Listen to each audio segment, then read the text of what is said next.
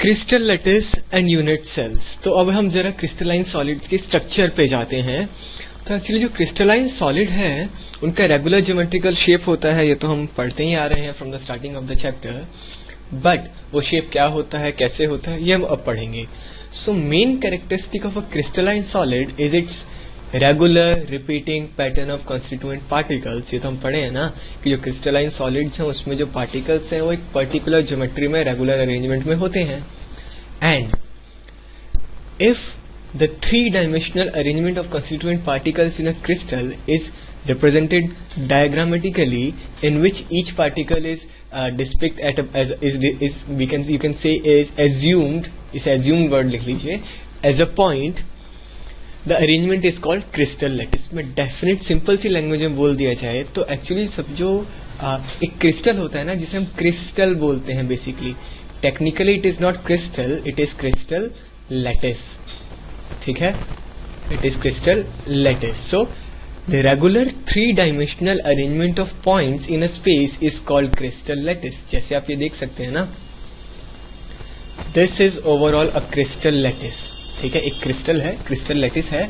और ये जो क्रिस्टल लैटिस है इसका भी एक छोटा सा यूनिट होता है, that is known as unit cell. तो जो सबसे छोटा पोर्शन हुआ एक क्रिस्टलाइन सब्सटेंस का, that is unit cell. Unit cell की रेगुलर अरेंजमेंट से बनता है क्रिस्टल लैटिस, और क्रिस्टल लैटिस से बनता है हमारा क्रिस्टलाइन सॉलिड। जस्ट वैसे ही जैसे कोवलेंट कंपाउंड्स में मॉलिक्यूल कंपाउंड मिलके बनता है मॉलिक्यूल से, मॉलिक्यूल मिलके बनता है एटम से, कुछ उसी तरीके से, एग्जैक्टली तो वैसे नहीं लेकिन कुछ उसी तरीके से crystalline solid has crystal lattice, and crystal lattice is made up of unit cells. So अगर डिफाइन करने के लिए आए तो how you will define that a regular three dimensional arrangement of points in a space is called crystal lattice. और वो point क्या है, तो वो पॉइंट होगा एटम अगर वो कोवलेंट सॉलिड है तो, वो होगा मॉलिक्यूल अगर वो मॉलिक्यूलर सॉलिड है तो, या फिर वो होगा आयन अगर वो आयनिक सॉलिड है तो, या फिर होंगे मेटल आयन्स अगर वो मेटेलिक सॉलिड है तो। सो crystal lattice is nothing but three-dimensional arrangement of points in a space. Okay. Next is our unit cell. तो unit cell तो हम पढ़ चुके हैं कि unit cell is nothing but it is actually the smallest portion of a crystal is unit cell. A unit cell is the smallest portion of a crystal lattice. यहाँ लिखा भी हुआ है, देखिए, which when repeated in different direction generates the entire lattice। तो crystal lattice मिलके बना है यूनिट सेल से, unit cells made crystal lattice makes crystal. अच्छा, अब जो अपना यूनिट सेल है, बेसिकली हमें यूनिट सेल पे ही फोकस करना है, हमारा सारा स्टडी यूनिट सेल के अराउंड ही घूमेगा, बिकॉज यूनिट सेल ही क्रिस्टल लैटिस की ज्योमेट्री डिफाइन करता है और क्रिस्टल लैटिस डिफाइन करता है क्रिस्टलाइन सब्सटेंस की कोड। ठीक है, अच्छा, और एक्चुअली जो यूनिट सेल है वो 14 डिफरेंट टाइप के यूनिट सेल्स हो सकते हैं, अलग अलग शेप के, जिन्हें हम ब्रेवियस लैटिस कहते हैं। वो 14 कौन कौन से हैं हम जस्ट नेक्स्ट स्लाइड में पढ़ेंगे।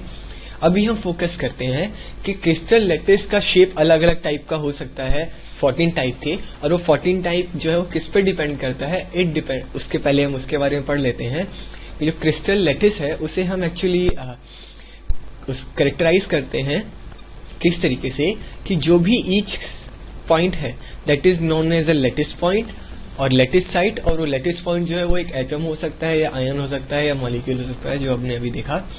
And each point in a crystal lattice represent one constituent particle which may be an atom, molecule or ion, and lattice point are joint together to give a geometry of lattice. मतलब कहा यह जाता है कि मैंने अगर एक cube बना दिया है तो it is not like this, it is something like this, कि एटम्स आपस में जुड़े हुए हैं, there is no space in between them, लेकिन जब उनके सेंटर्स को आपस में मिलाया जाए then I'm getting something like a cube। ठीक है, इस तरीके से कुछ। अच्छा, और क्रिस्टल लैटिस जो मिलके बनता है यूनिट सेल से, and unit cell is the smallest portion of crystal lattice which is when repeated in different direction generates the entire lattice। और a unit cell is characterized by basically, जो unit cell का shape है मैं आपको draw करके दिखाता हूँ कुछ। देखिए, एक तो यहाँ एक शेप दिया हुआ है क्यूबॉइडल, या फिर वो एक क्या हो सकता है, क्यूब की शेप में हो सकता है, या फिर वो कुछ इस टाइप का हो सकता है, कुछ पैरेललोग्राम टाइप स्ट्रक्चर्स हो सकती हैं, या हो सकता है उसका कुछ इरेगुलर सा शेप, मतलब कुछ अलग ही शेप हो, कुछ इस टाइप में, कुछ भी हो सकता है, हो तो कुछ भी सकता है, बट वो कुछ भी शेप नहीं होती है, वो सिर्फ 14 इनफैक्ट हाँ एग्जैक्टली कुछ 14 टाइप की शेप्स ही हैं जो पॉसिबल हैं, और उन 14 डिफरेंट टाइप ऑफ शेप्स को हम कहते हैं 14 ब्रेवियस लैटिसेस। और बेसिकली इन सब में डिफरेंस क्या है, अगर मैंने आपके सामने 3 स्ट्रक्चर्स बना दी हैं तो इनमें डिफरेंस क्या है? 3 चीजें। एक तो इनके बीच का एंगल साइड के बीच है, इसमें जो तीनों एंगल्स हैं, एक को मैं अल्फा बोलूं, दूसरे को बीटा बोलूं, तीसरे को गामा बोलूं, तो तीनों इक्वल हैं और तीनों 90 डिग्री के हैं। इनके साइड्स, एक को ए बोलते हैं, एक को बी बोला, एक को सी बोला, तो या तो वो तीनों साइड्स इक्वल होंगी या तीनों अलग अलग होंगी। तो एक जो ज्योमेट्री है किसी यूनिट सेल की, that depends upon its edge length, यानी साइड का length A B and C, and it depends on the angles between its ages alpha, beta and gamma as it is represented here very well in this unit cell, कि जो 3 sides हैं उनके बीच का जो है that is called age angle alpha, beta and gamma, और जो ages की length है that is known as ABC, यानी height, width and कहते हैं ना length, width and height, उसी तरीके से ABC। अगर वो तीनों सेम है और तीनों एंगल 90 डिग्री के हैं then it is a cube. अगर तीनों एंगल 90 डिग्री के हैं लेकिन 2 साइड सेम है, एक अलग है, then it is cuboid and like this. Let's have a look. तो अगर एग्जाम में क्वेश्चन आए कि how a crystal a unit cell is characterised, then you have to write it is characterised by its dimensions along its axes A B and C which may or may not be perpendicular to one another. The second thing is it depends on the angles between ages, that means alpha, beta and gamma. ठीक है, तो actually a unit cell is characterized by 6 parameters A, B, C and alpha, beta, gamma. अब देखिए, जो unit cell है उसको हम basically classify कर सकते हैं as a primitive unit cell और एक centred unit cell. Primitive unit cell का मतलब ये है कि एक सिंपल टिपिकल क्यूब होगा, या ठीक है, जिसमें या फिर हो सकता है क्यूबॉइड भी हो, लेकिन कुछ भी हो, जो एटम्स हैं वो सिर्फ कॉर्नर्स पे होंगे और कहीं नहीं होंगे। लाइक मैंने जो भी ड्रॉ किया है इस पे देयर आर 8 कॉर्नर्स और सब पे 8 एटम्स हैं। सो एटम्स और मॉलिक्यूल्स और आयन और we can say lattice points are only present at the corners. इसको हम कहेंगे प्रिमिटिव यूनिट सेल या क्यूबिक यूनिट सेल। इसके अलावा कई बार क्या होता है कि जो एटम्स हैं वो कॉर्नर्स पे तो होते हैं, उसके अलावा कहीं और भी प्रेजेंट होते हैं। जैसे मान लिया बॉडी के बीचों बीच एक प्रेजेंट है, या हर फेस के बीचों बीच में एक प्रेजेंट है, तो उन सब को हम कहते हैं centred unit cells, which are again of 2 types, body centred, face centred, in fact there is another end centred. Let's have a look at them. वो क्या होते हैं? जो सेंटर्ड है उसमें पहला है बॉडी सेंटर्ड। उसमें क्या है कि जो एटम्स हैं वो कॉर्नर्स पे तो हैं, इसके अलावा उसकी बॉडी सेंटर पे भी है। कैसे? तो देखिए, कॉर्नर्स पे एक एक एटम प्रेजेंट है जिससे हमारा लैटिस बना। इसके अलावा there would be one another which is present in the centre of the body. देखिए, सारे डायगोनल्स को अगर मिलाया जाए आपस में, तो जिस पॉइंट पे वो एक दूसरे को क्रॉस करेंगे that is its body diagonal और बॉडी सेंटर, और उस बॉडी सेंटर पे भी एक एटम प्रेजेंट है। So all the atoms are present at the corner as well as in centre of a unit cell और सेंटर ऑफ अ बॉडी और body centre. तो इस टाइप को हम कहते हैं बॉडी सेंटर्ड यूनिट सेल। इसके अलावा एक और चीज हो सकता है फेस सेंटर्ड यूनिट सेल। उसमें क्या होगा कि जो एटम्स हैं या पॉइंट्स हैं वो कॉर्नर्स पे तो होंगे, कॉर्नर्स के अलावा वो सेंटर्ड पर भी होंगे, बॉडी सेंटर्ड पे नहीं होंगे, बट वो फेजेस के सेंटर पे होंगे। अच्छा, कितने फेज हुए इसके? 6 फेजेस है ना। अगर मैं बात करूं 1 देन 2, जैसे मैं बना दूं तो 1 2 3 4 5 6 किसी भी यूनिट सेल के या क्यूब के या क्यूबॉइड के 6 फेजेस होते हैं। ठीक है, east west north south, south and up and down 6 phases होते हैं। तो उसके फेस के सेंटर पे भी प्रेजेंट होगा। जैसे कि फेस है, इसको मैंने डायगोनली मिलाया और ये पॉइंट हुआ इसका फेस का सेंटर, तो इस फेस सेंटर पे एक एटम होगा। इसके अलावा दूसरे फेस सेंटर पे एक एटम प्रेजेंट होगा या एक पॉइंट प्रेजेंट होगा। सिमिलरली इस फेस के सेंटर पे भी, इस वाले फेस के सेंटर पे भी एक होगा। ठीक है। और जो हमारा ये वाला फेज है दिस वन, इसके सेंटर पे भी तो बहुत कॉम्प्लिकेटेड सा हो गया है, but I think you can understand कि देयर आर 6 फेजेस और उन 6 फेजेस के सेंटर पे भी एक एक एटम प्रेजेंट है, ठीक है। जैसे ये वाला मैंने मिस कर दिया, let me draw here also, अब ये 6 हो गया पूरे, ठीक है। तो 6 फेजेस, उन 6 फेजेस के बीच बीच में एक एक atom, that is called its phase centred, और उस यूनिट सेल को हम कहेंगे फेज सेंटर्ड यूनिट सेल, ठीक है। इसके अलावा there is one end centred unit cell. End centred का मतलब क्या है कि बॉडी सेंटर्ड समझ में आ गया, यानी बॉडी के सेंटर में, फेस सेंटर समझ में आ गया, यानी कि फेस के सेंटर में एक एक। Now what is this end centred unit cell? तो एंड सेंटर्ड क्या है कि किसी भी, देयर आर 6 फेजेस, उन 6 फेजेस में से किसी भी 2 फेज पे ही एटम्स प्रेजेंट होंगे, बाकी पे नहीं, यानी कॉर्नर्स पे, और उस कॉर्नर के अलावा किसी यूनिट सेल के किसी भी 2 अपोजिट फेजेस पे, लेट्स से एक इस वाले फेज पे है, फेज के सेंटर पे, और एक इस वाले फेज के सेंटर पे, ठीक है। तो this is called a end centred unit cell. So अगर सिर्फ कॉर्नर्स पे है, it's a primitive unit cell. Corner के अलावा एक बॉडी के सेंटर पे प्रेजेंट है, that is body centred unit cell. अगर कॉर्नर्स पे है और हर फेज की एक सेंटर पे है, यानी कि 6 फेजेस के पे एक एक एटम है, that is called a face centred unit cell. या फिर कॉर्नर्स के अलावा किसी भी 2 फेजेस में है, 6 में से किसी भी 2 अपोजिट फेसेस पे है, that is called end centred unit cell. और हमने जो प्रीवियस लैटिसेस बोला था ना, ठीक है, वो इस डिफरेंट टाइप्स के हो सकते हैं 7। Cubic unit cell, we have tetragonal unit cell, then we have orthorhombic unit cell, hexagonal unit cell, rhombohedral, monoclinic and triclinic unit cell। अब ये क्या चीज आ गई भाई? हमने बोला था ना कि अल्फा, बीटा एंड गामा के हिसाब से अलग अलग शेप्स हो सकती हैं, तो ये 8 शेप्स हैं, और इस 8 शेप में भी सब में एक प्रिमिटिव होगा, एक सेंटर्ड होगा, इस टोटल मिलाकर के टोटल हो जाएंगे 14। लेट्स सी नाउ, इसमें सब देखें ना, सबसे पहला है cubic unit cell. Let's discuss cubic. Cubic unit cell में क्या होगा कि देखिए, क्यूबिक यूनिट सेल, अब क्यूबिक यूनिट सेल के अंदर दोनों साइड्स बराबर होती हैं, तीनों sides alpha, A, B and C, तीनों का लेंथ बराबर होगा, तब तो क्यूब बनेगा, और तीनों एंगल्स बराबर होंगे 90 डिग्री के, ठीक है। अब जो एक सिंपल क्यूबिक है वो सिंपल प्रिमिटिव भी हो सकता है, यानी क्यूब है और उससे कॉर्नर्स पे खाली आइटम्स हैं, या वो बॉडी सेंटर्ड भी हो सकता है, यानी कि क्यूब कॉर्नर्स पे और साथ में बॉडी सेंटर पे, और वो फेस सेंटर्ड क्यूबिक भी हो सकता है, यानी क्यूबिक है और फेस सेंटर्ड है। तो कितने हो गए? 3 ये हो गए। इसके अलावा next we have tetragonal. Let's see, this is tetragonal ना। टेट्रागोनल के क्या पैरामीटर्स होते हैं कि 2 साइड्स बराबर होंगी और तीसरी बराबर नहीं होगी, लेकिन तीनों एंगल्स बराबर होंगे और 90 डिग्री के होंगे। सी है, 2 साइड्स बराबर हैं ए एंड बी, बट सी बराबर नहीं है, लेकिन तीनों एंगल 90 डिग्री के हैं।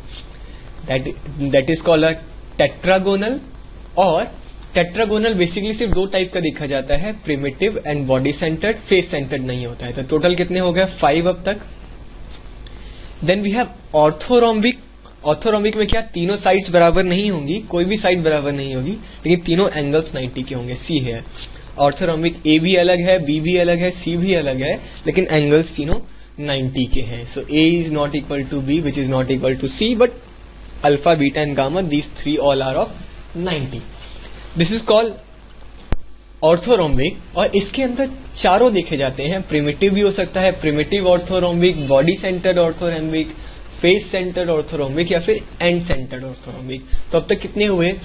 3 यहां पे, 2 यहां, 5 एंड देन वी हैव 4, 9 अब तक हो चुके हैं।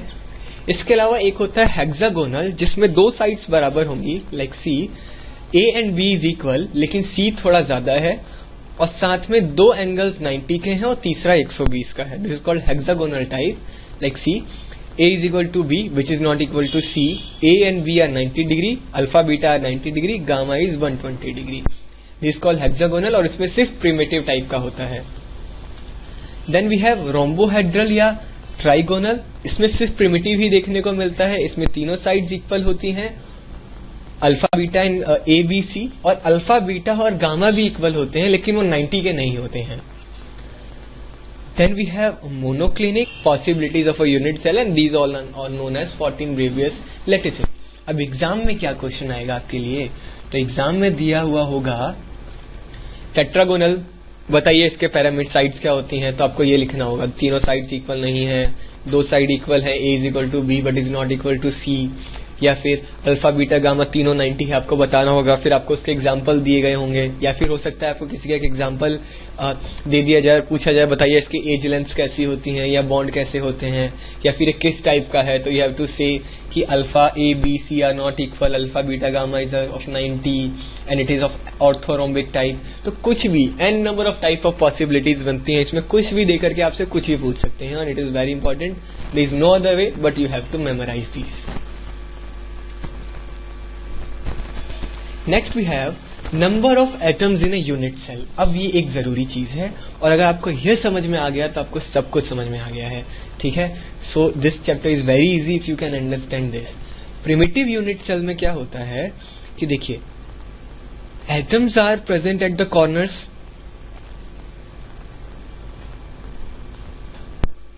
ठीक है, atoms are present at the corners only. अब हम बोलें कि इसमें total number of atoms per unit cell क्या है, तो ओवरऑल देख कर ये लगता है कि शायद 8 हो, क्योंकि 8 एटम्स हैं. बट एक्चुअली सिचुएशन ऐसा है कि 8 नहीं है, इफेक्टिव नंबर कुछ कम है. कैसे? Just see one thing. मैं एक सेंटर नहीं बनाता हूं, let me like it like this. एक क्यूब है मेरे पास में,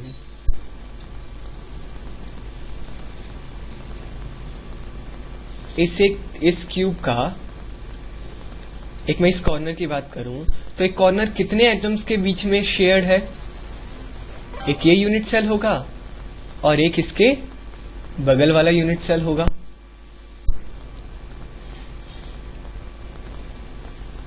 ऑब्वियसली होगा. ठीक है, इसके अलावा इसके पीछे भी एक होगा.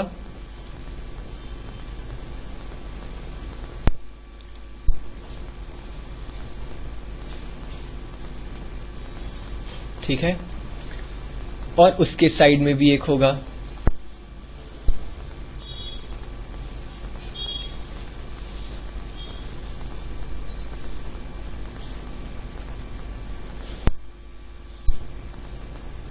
ठीक है, तो अब मैं अगर एक चीज ध्यान से पूछूं आपसे, नाउ टेल मी कि ये वाला जो एक एटम है ये कितनों के बीच में शेयर्ड है? The answer comes this is a common point for 4 different unit cells. ठीक है, समझ में आ गया ना? This one atom is a common point of 4 different unit cells, but actually 4 नहीं है. अच्छा, 4 कौन कौन सी हुई? 1, this is second, this is third, this is fourth. तो एक जो यूनिट सेल है, एक जो लेटिस पॉइंट है, वो 4 यूनिट सेल्स का कॉमन पॉइंट है. बट द आंसर इज वो 4 का नहीं है, ये तो 4 एक प्लेन के हैं ना. अब द ट्विस्ट इज कि 4 और होंगे प्लेन के नीचे. ठीक है, द सेम वे ये ऊपर है. ठीक है, तो दिस इज एक्चुअली